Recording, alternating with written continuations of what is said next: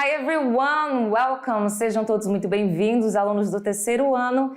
A gente está agora com a nossa aula 7.1 e eu trouxe o tema de Relative Pronouns. A gente vai ver sobre os pronomes relativos e muitas dessas palavras que vamos ver hoje, aliás, todas elas, basicamente, praticamente todas, a gente já viu na aula passada dos pronomes interrogativos, só que agora elas vão vir com outra função gramatical, que é de pronome relativo. Vamos entender mais um pouco sobre isso? Let's go! Olha só, aula 7.1. E o título da aula tem tudo a ver com a aula, porque traz para você aí o primeiro pronome relativo, que inclusive não fazia parte lá dos pronomes interrogativos, da aula dos pronomes interrogativos. Salvo me engano, ele não estava na aula dos pronomes interrogativos. Então, olha o que acontece. The train which was already 1 hour late. O trem do qual já estava atrasado 1 hora. Então, nós vamos aprender hoje sobre os relative pronouns. E olha só o trem aí. O trem que estava 1 hora atrasada. Vamos entender, primeiramente, o que são as relative clauses, que são orações relativas. Então, é uma oração, presta bem atenção, que faz parte de um período composto e que se liga por meio de um pronome relativo, certo? São eles who, which, that, whom e whose. Então, essas orações sempre se referem a algo que foi dito antes dela. Presta bem atenção, o who, ele vai se relacionar com pessoas. O which se relaciona com coisas. O that, ele é tipo um coringa e ele pode ser substituído, ele pode fazer a substituição do which e do who em alguns casos. O whom, ele se relaciona com pessoas também, assim como o who, só que de uma outra forma, já vamos chegar nessa parte da aula, tá? Vamos por partes para a gente não ter tanta informação de uma vez só. E o whose, que é esse último aqui, ele se relaciona com posse, tudo bem? Então, essas palavras vocês já viram algumas delas nos pronomes interrogativos, outras como that você conhece também como pronome demonstrativo, só que aqui ele vai fazer papel de relativo, de pronome relativo, tá? Então, tem uma outra função gramatical aqui nessa aula, então presta bastante atenção nisso. Antes de nós começarmos a falar sobre os pronomes relativos, vamos entender sobre a questão de sujeito ou objeto. Quando é que uma frase, quando a gente pode dizer que algo é sujeito ou algo é objeto numa frase? Presta bem atenção nessa frase aqui. That's the woman who bought my car. Aquela é a mulher que comprou o meu carro. The woman é o sujeito da minha oração, a mulher. Bought my car é o objeto, certo? A questão do objeto. E aí, como é que você faz para você poder saber quando é um sujeito, quando é o objeto? Numa frase afirmativa, o sujeito sempre vem antes do verbo. Já o objeto, o que acontece? Eles são usados quando algo está acontecendo com alguém ou uma coisa, um animal, quando esse alguém, essa coisa ou esse animal está sendo objeto de uma ação. Então, aqui nesse nosso slide, a gente vai entender mais sobre essa questão de sujeito e objeto. Olha só como as frases são combinadas. Nós temos aqui duas orações. This is Jean. She bought my car. Tá vendo o pontinho aqui, né? Então, são duas orações separadas por um ponto, mas elas têm aí duas coisas em comum. Você pode me dizer qual é essa coisa em comum que essas duas frases têm? This is Jean, she bought my car. Presta atenção nas palavras em vermelho. Então, Jean é uma mulher. E she é a mesma coisa que Jean, visto que she é ela. E aí, quando eu quero transformar essas duas frases em uma só frase, num período composto, onde esse período composto vai vir o meu pronome relativo, que aqui eu escolhi o who, por quê? Porque ele fala de pessoas, ele se relaciona com pessoas. Portanto, se é Jean e se é she, eu vou usar o meu pronome relativo who. Então, em uma frase só, como é que vai ficar? Jean is the person who bought my car. Então, eu traduzi para vocês a primeira frase? Eu não lembro. Essa é a Jean, ela comprou meu carro. Então, nessa segunda frase fica: Jean é a pessoa que comprou meu carro. Olha aí, o she não é repetido, uma vez que agora the person é o sujeito. Então, eu não vou repetir a palavra she, porque eu vou falar da Jean de uma vez só, usando a palavra the person. Jean is the person who bought my car. Certo? E o she é o sujeito da oração. Aqui, vocês podem perceber que é uma frase afirmativa. E como olhadinha aparecendo antes da hora. E como eu comentei para vocês, uma frase afirmativa, o sujeito ele vem antes do verbo, e o verbo aqui é o verbo to be. Presta atenção. Para a gente descobrir que é um objeto, olha só essas duas frases. That's Jean's car. I used to own it. Dessa vez eu não coloquei a outra parte em vermelho para vocês. Perceba que nós só temos aqui o it destacado em vermelho. Você pode me dizer aí, aluno, qual é o elemento comum nessas duas frases? Eu estou falando do quê? That's Jean's car. É o carro, aquele é o carro da Jean. Eu costumava ser dono. É assim que a gente traduz. Só que esse it aqui na nossa tradução, ele fica fora. Ele fica de fora. Mas no inglês é necessário você usar esse elemento aqui. Esse elemento é o quê? É um pronome do caso oblíquo. Não é um pronome do caso reto. Porque do caso reto a gente já conhece. He, she, it, we, you, they. Exatamente. O it, perdão. Agora foi. O it, ele também é it. O it também é um pronome do caso reto, mas também ele é um pronome do caso oblíquo, certo? Então, ele é usado, como eu falei para vocês, como eu disse para vocês anteriormente, quando algo está acontecendo com alguém, uma coisa ou um animal, quando esse alguém ou animal está sendo objeto de uma ação. Então, esse car aqui faz referência ao meu pronome do caso oblíquo it. Eu não vou repetir a palavra carro aqui. Então, eu costumava ser dono do quê? Do carro. Esse it aqui faz parte, inclusive isso é um dos erros muito clássicos do inglês. As pessoas acabam esquecendo de colocar esse pronome do caso oblíquo no final de algumas frases. Por quê? Porque esquece, porque no português a gente não tem essa situação. Então, esse é o erro, às vezes, de querer comparar o português com o inglês. Então, juntando essas duas frases aqui num período composto, onde você vai fazer por meio de um pronome relativo, que desta vez vamos usar o that, como é que vai ficar? Perceba que o elemento comum é a palavra carro e o it, que se refere ao carro. Então, that's the car that I used to own. Aquele é o carro que eu costumava ser dono. Então, eu não quero aqui falar sobre a Jean. O elemento comum é o carro e o fato de eu ter sido dono daquele carro. Então, essa ação de eu ter sido dono, essa ação de que eu costumava, usando esse verbo, costumava ser dono, era do quê? Essa ação, ela faz referência ao quê? Ao carro, era onde eu costumava ser dono do carro. Perceba que o it ele não é repetido, uma vez que agora the car é o objeto. Então, a diferença dessas duas frases é que aqui na primeira a gente está falando do sujeito.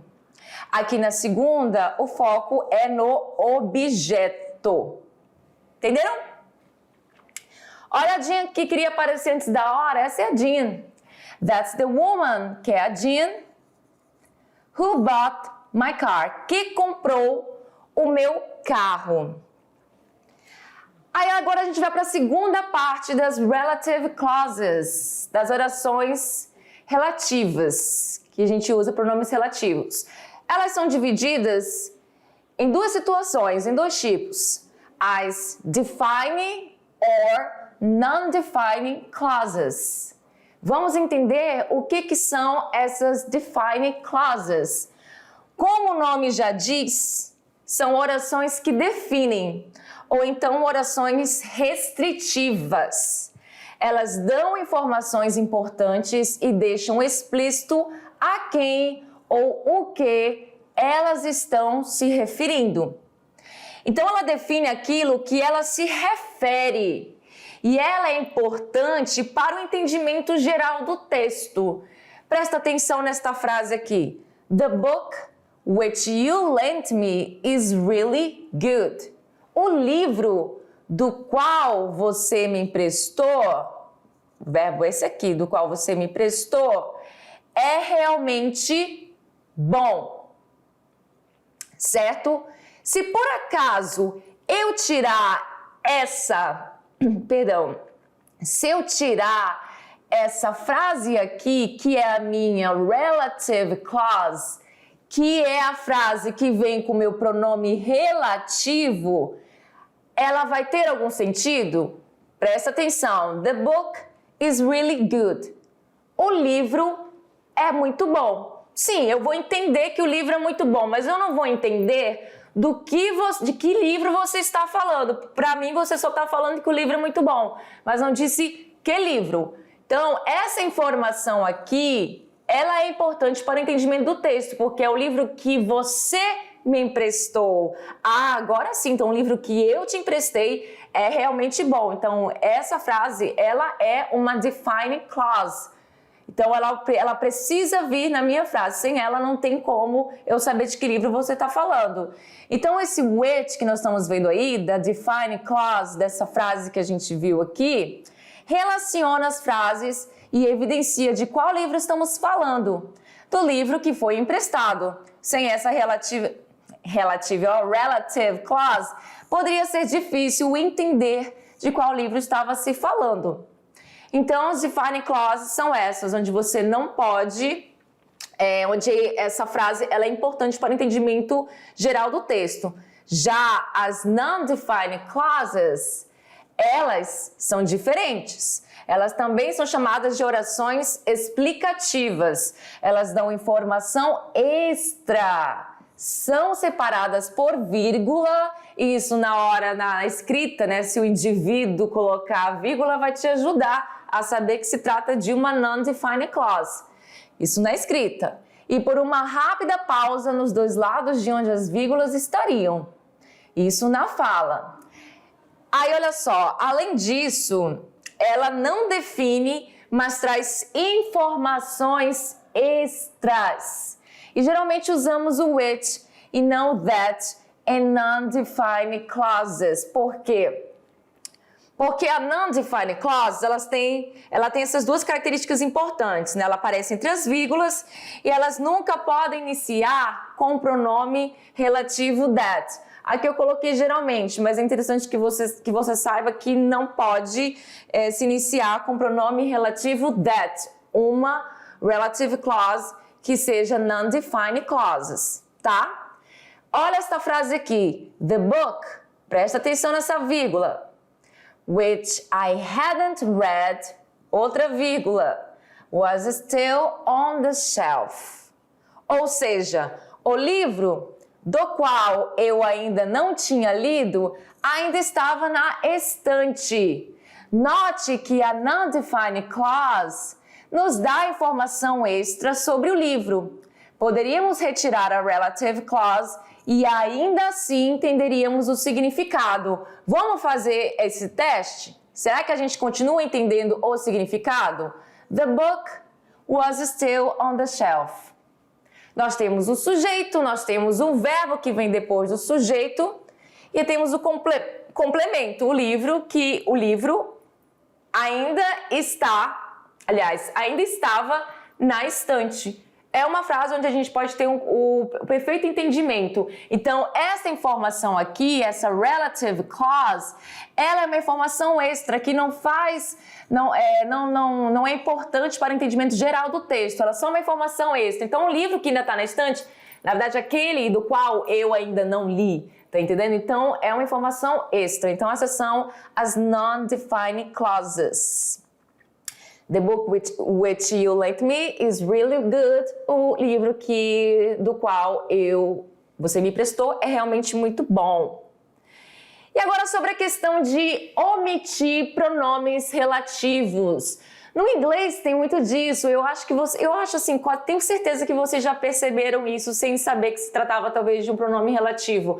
Quando você faz uma tradução, você percebe que está faltando uma palavrinha. Mas cadê a palavrinha que eu traduzi para o que no português, mas eu não estou vendo esse que aqui. Isso acontece muito, mas olha só. Vai acontecer em algumas situações apenas que você pode omitir the relative pronoun, os pronomes relativos. Em uma defining relative clause, numa frase restritiva, que é aquela que é importante, não é aquela que dá informação extra, é aquela que precisa vir para o entendimento da oração, nós podemos omitir o relative pronoun se ele for o objeto da frase. Se ele for o objeto da frase. Como é que eu vou saber isso? Olha só, para você ter certeza disso, basta olhar se depois do pronome do relativo, pronome relativo, que aqui no caso é o that, o que acontece? Se depois dele vem o verbo ou a pessoa.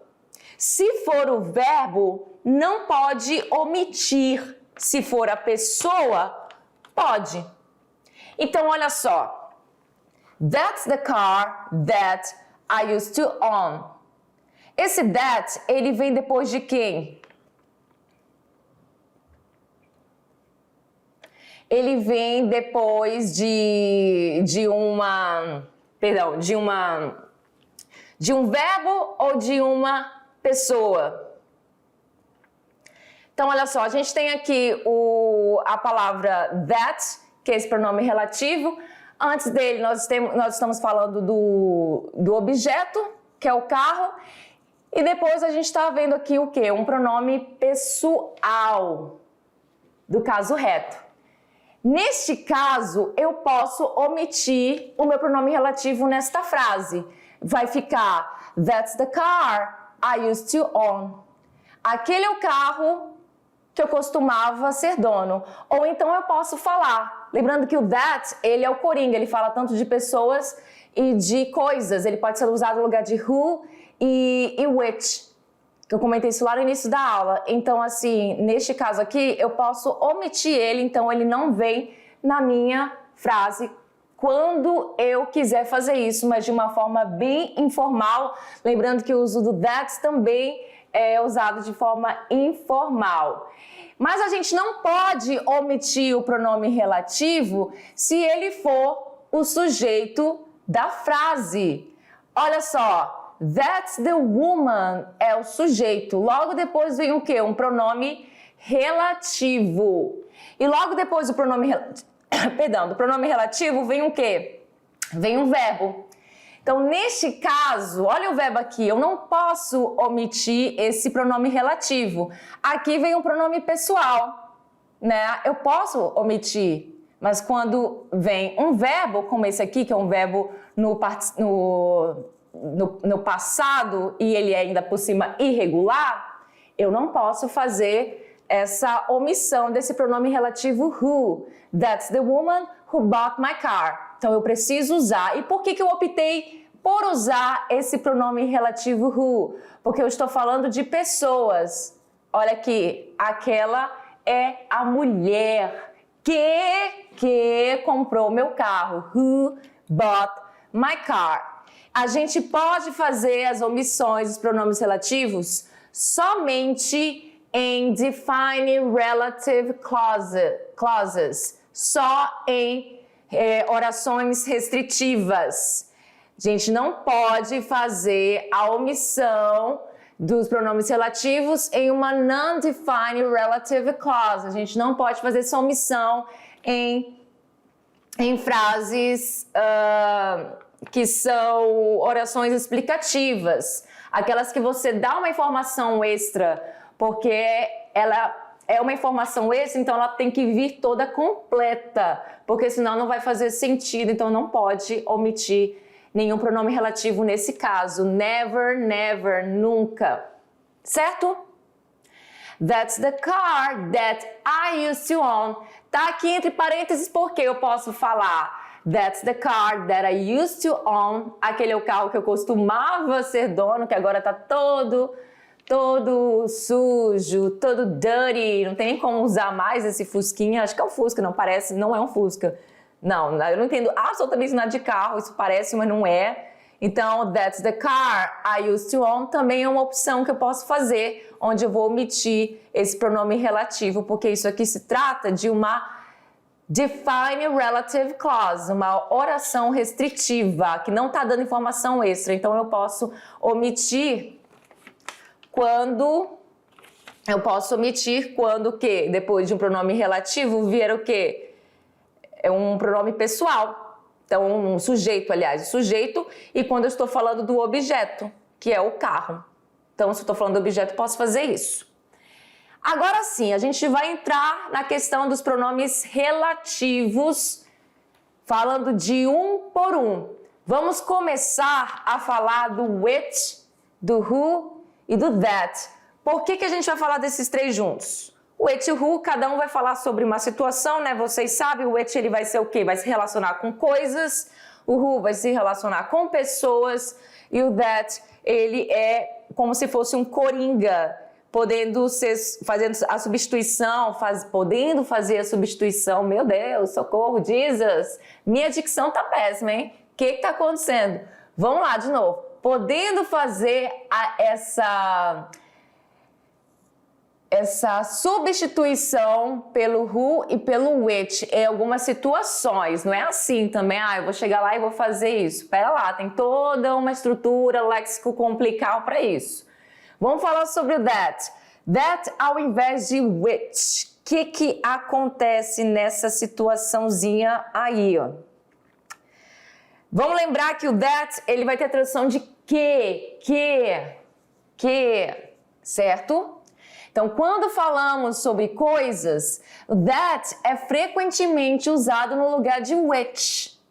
Nas defined clauses. Por quê? Porque nas non-defined clauses, que são as orações explicativas, elas não podem, aliás, o that não pode vir numa non-defined clause, certo? Então, a gente só vai trabalhar com esse that nas defined clauses. Muito bem? Então, esse uso é bem marcado na linguagem oral, que é na linguagem do dia a dia, na linguagem formal, certo? Então, olha só. Is this the house that you bought? Aquela é a casa que você comprou? Eu também poderia usar is this the house which you bought?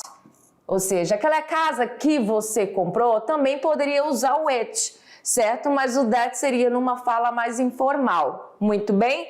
Lembrando que o which, essa palavrinha aqui, ela tem a tradução de que, o qual e o que. A minha letra é mais bonita quando eu não escrevo assim, tá, gente? Mas é o que eu pude fazer. Então, a gente tem aí as traduções dessa palavra. Então, that significa que, which, que, o qual, o que. Vamos para a próxima. That ao invés de who. Agora fazendo a substituição com who. Quando nos referimos a pessoas, por quê? Porque o who, ele se relaciona com pessoas. O that pode ser usado no lugar de who nas defined clauses. Eu vou bater o ponto aqui nessa situação. Nas non-defined clauses, o that não vai ser utilizado. Eu coloquei geralmente lá no slide, mas eu vou mais se referir e falar não, você não vai usar. não é tão comum, mas essa troca é muito observada, mais uma vez, na linguagem oral, na linguagem informal. Então, eu tenho aí esse meu período composto, formado por um pronome relativo, certo? E onde tem uma informação antes e uma informação depois. E as duas informações são importantes porque se trata de uma defined clause, certo? Did you meet? E é interessante que esse verbo aqui viesse corretinho. O perdão, ele se escreve assim, ele na verdade escreveria desse jeito se ele tivesse no passado. E na verdade a gente está falando de passado aqui, né, por conta da presença do did. O did, ele é o verbo auxiliar do passado simples. Mas, como nas frases interrogativas o verbo fica na sua forma in natura, né, na sua forma natural, porém sem a partícula negativa, aliás, sem a partícula to, porque esse verbo ele é assim, o to meet.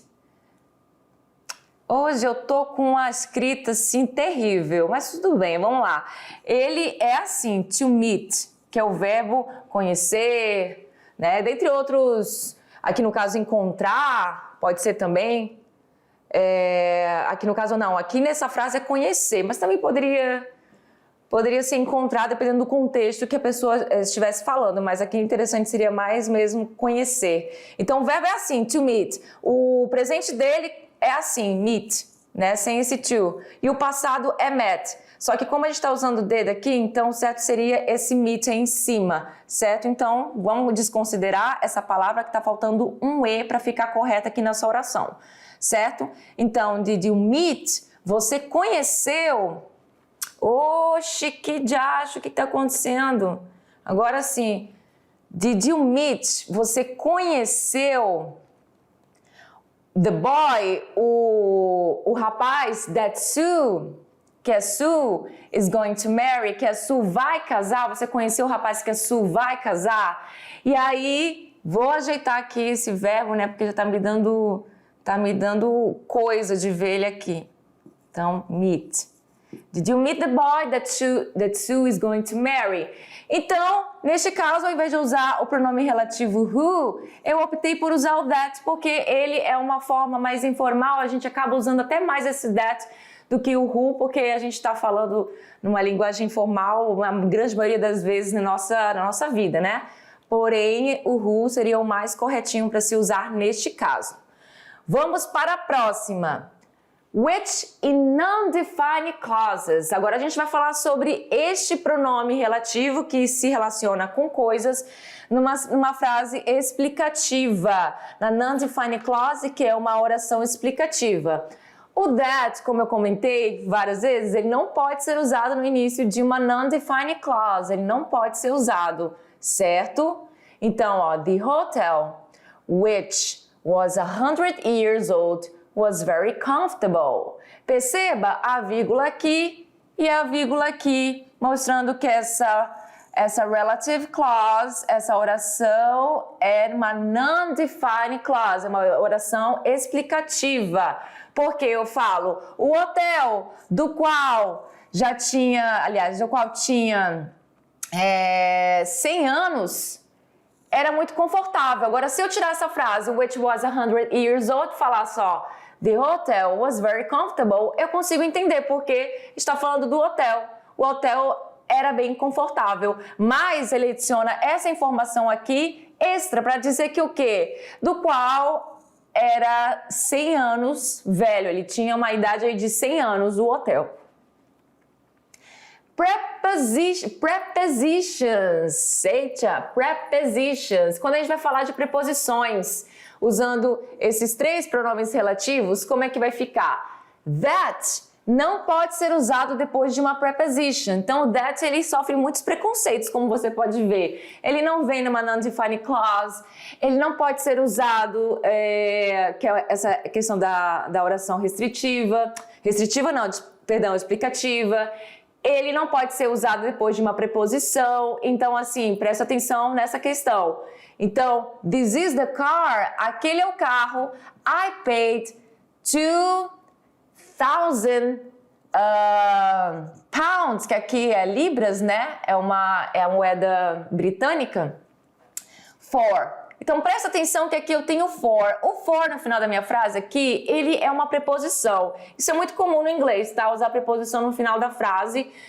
Gramaticalmente não é correto, porém é muito comum usar essa questão da preposição no final da frase. E aí o que acontece? Eu vi aqui e ok, ela tá no final da frase. Então, eu tenho a opção de usar tanto that quanto which. Não tem problema, porque essa preposição não está aqui antes do pronome relativo. Então, ok, na linguagem oral, tá ok eu usar a questão do that. O which eu já usaria normalmente, porque ele fala de coisas, a gente está falando do que? De carro. Aquele é o carro do qual eu paguei 2.000 libras por aí, né? Só que aqui nessa oração, você perceba que o for, ele foi lá para frente da minha frase. Então, this is the car, este é o carro. Eita, mas a minha dicção tá ruim hoje. This is the car for which, pelo qual eu paguei 2,000 pounds, ou seja, 2.000 libras. Então, neste caso, você vai ter que usar obrigatoriamente o which, que ele pode vir antes de uma preposição. Então, eu posso também falar tanto assim quanto assado, e aqui é de uma forma formal. Muito bem? Is this the house that you bought? Aquela é a casa, ou melhor, essa é a casa que você comprou, porque this é para coisas que estão próximas da gente. Agora vamos falar sobre o who e o whose, certo? Whom and whose. Aí a gente já vai entrar com outros pronomes relativos. O whom é o pronome relativo que indica que o who ocupa a posição de objeto na frase. Whom também se relaciona com pessoas. A gente viu isso lá na outra aula. Só que ele indica que o pronome relativo who já ocupa a posição de objeto nessa frase. Então, é usado geralmente na linguagem formal e na escrita. E o whom é realmente muito formal. Inclusive, eles mesmos lá, os nativos, também têm essa confusão em usar esta palavrinha aqui. Quem dirá nós, né? Então, olha só essa frase. Smith was one of the men whom Jones met earlier. Agora sim eu posso usar esse verbo com um e só, porque aqui é passado sem nenhum verbo auxiliar. Então, aqui na linguagem formal, eu vou usar esse whom. Por quê? Porque ele tá na posição de objeto, beleza? Smith was one of the men that or who Jones met earlier. Aqui a gente vai usar o that ou who numa linguagem oral, numa linguagem formal, mas o correto mesmo seria usar esse whom. Muito bem? E aí, quando eu falo Smith was one of the men, eu tô falando que o Smith é um dos homens que o Jones conheceu anteriormente. Então, assim, o Jones é a pessoa que fez a ação de conhecer o Smith. Então, o Smith é essa questão de é um dos homens, é a questão do objeto, certo? É o objeto da minha oração. Por isso eu usei o whom, porque ele faz menção justamente ao Smith, que foi um dos homens que o Jones conheceu antes. Depois de uma preposition, o uso de whom é obrigatório. Então, quando a gente fala de preposição, esse whom, ele sempre vai ter que vir, é obrigatório. This is the person who I sold my car to. Linguagem oral. Ok, até porque essa palavrinha tá lá no final, tá ok, tá de boa. Essa preposição tá lá no final. Agora, quando ela vem aqui pra frente, eu sou obrigada a usar o whom com esse M no final. Lembrando que esses dois aqui faz a questão de se relacionar com pessoas, certo? Porém, quando eu tenho uma preposição, e essa palavra to não é a única, pode vir a palavra with, quer come, pode vir, dentre outras preposições. Eu preciso, se eu estou falando, se eu tenho uma frase, uma oração, uma relative clause, onde eu vou falar sobre pessoas e tem uma preposição aqui, eu preciso automaticamente, depois dessa preposição, colocar esse whom, caso eu esteja falando de pessoas. De coisas você pode usar o it normalmente, só não vai usar o that porque o that não vem depois de uma preposição, tá? This is the person to whom I sold my car. Esta é a pessoa da qual eu vendi o meu carro. Opa, eu acabei mexendo aqui e acabou saindo do lugar onde a gente estava. Estava bem aqui, isso mesmo. E esse whom, ele significa o quê? Eu acho que eu não dei a tradução para vocês, né? Ele significa quem, de quem, para quem, tá? Então a tradução de menos a gente acaba traduzindo, é instintivo na hora de traduzir, né? Para o português, então às vezes saber o que significa ou significar também não é tão importante.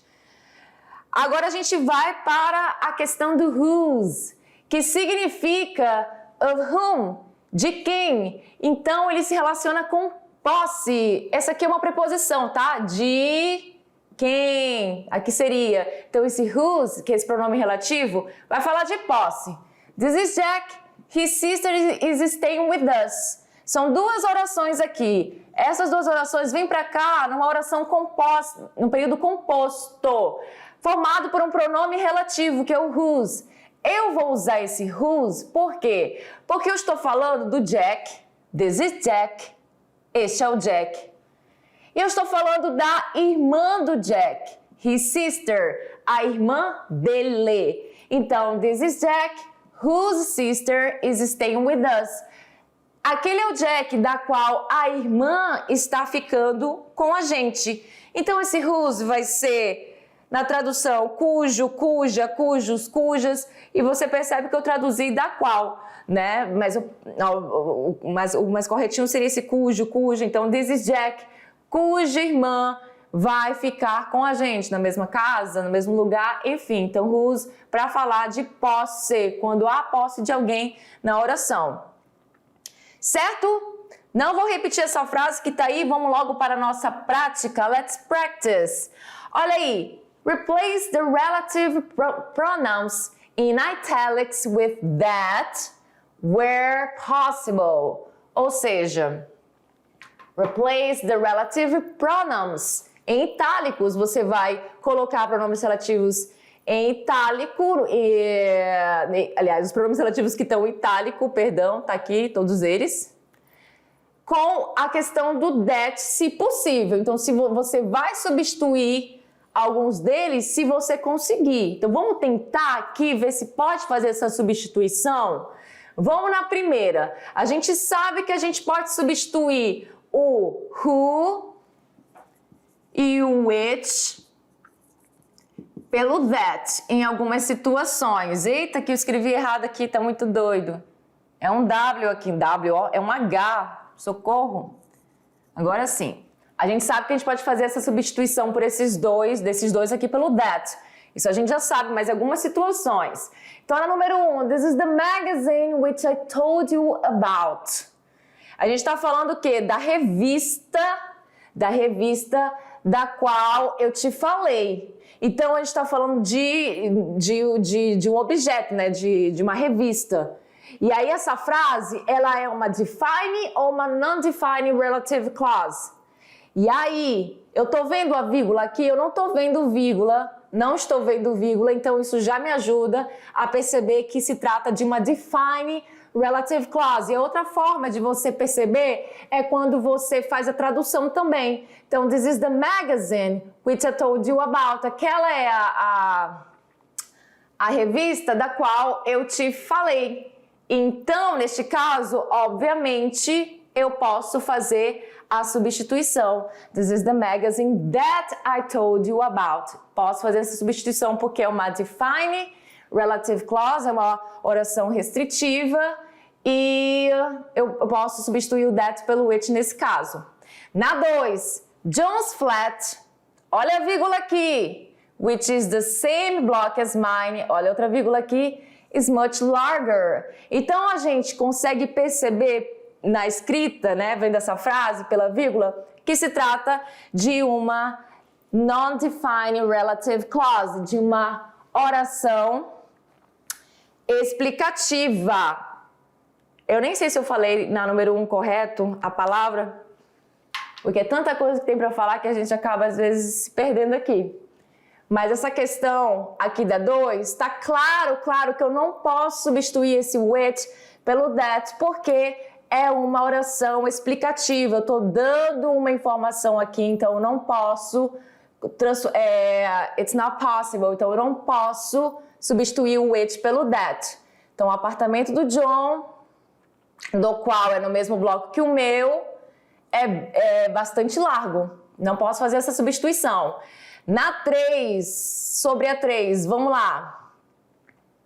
The girl whose bag I offered to carry turned out to be an old friend. Eu não estou vendo vírgula aí, não estou vendo essa questão da vírgula, mas tem um detalhe. Eu estou vendo whose.